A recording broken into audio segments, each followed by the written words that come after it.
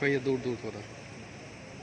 अब चूंकि जांच का दायरा हमने बढ़ा रखा है, आपको मालूम है कि पहले हमारे पास सीमित जांच करने के दायरे थे और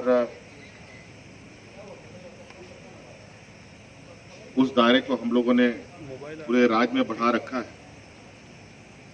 लगभग हर जिले में आज कोरोना टेस्टिंग का व्यवस्था उपलब्ध है और वो बहुत जल्द हम लोग प्रखंड स्तर में भी ये जांच की प्रक्रिया को प्रारंभ भी करने जा रहे हैं।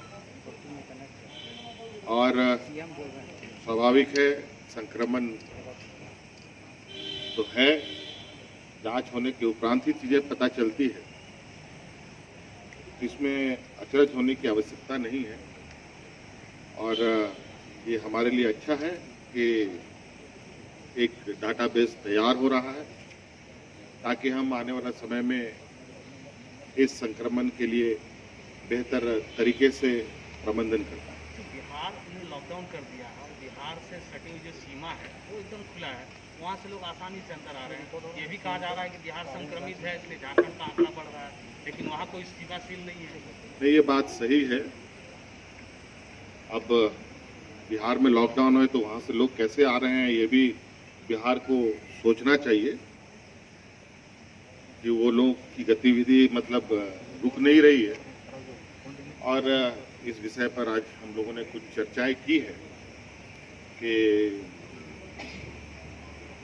लॉकडाउन किस गति से बढ़ रहा है, किस क्षेत्र में बढ़ रहा है, इसके कारण क्या क्या हो रहे हैं, जो अभी तक हमें भी जानकारी उपलब्ध कराई है कि जो भी अभी संक्रमण की विषय आए हैं वो सभी संक्रमण का कोई ट्रैवल हिस्ट्री ही दिखाई दे रहा है। और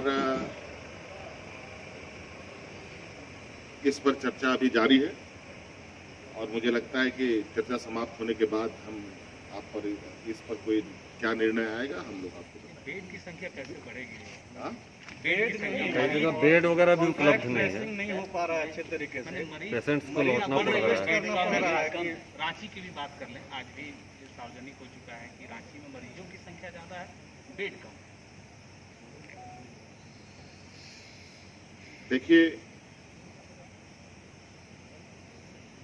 125 करोड़ की देश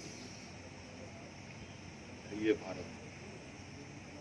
अगर पूरे लोग संक्रमित हो जाए तो संभवतः ये भी नहीं है कि बेड उपलब्ध हो पाएगा। आज हमने कहा है पहले भी, इस संक्रमण में डॉक्टर की भूमिका बहुत कम है। इस संक्रमण में सबसे ज्यादा नर्सिंग और रखरखाव की आवश्यकता है, कैसे रहना है, किस तरीके से अपने को क्वारंटाइन रखना है, लोगों से किस तरीके से दूरी बनाना है, बाथरूम कैसे उपयोग करना है, लोग घरों में भी अपनी व्यवस्था कर सकते हैं। यहाँ तक तो भारत सरकार ने भी ये ऑर्डर जारी किए हैं कि जो लोग पॉजिटिव हैं वो घर में भी रह सकते हैं। हम लोग इसको देख रहे हैं और इसका प्रबंधन होगा बेहतर तरीके से और इसमें हतोत्साहित होने की आवश्यकता नहीं है। हम लोगों ने अभी एक निर्णय लिया है कि इस विषय को लेकर एक कंट्रोल रूम हम लोग तैयार करने जा रहे हैं।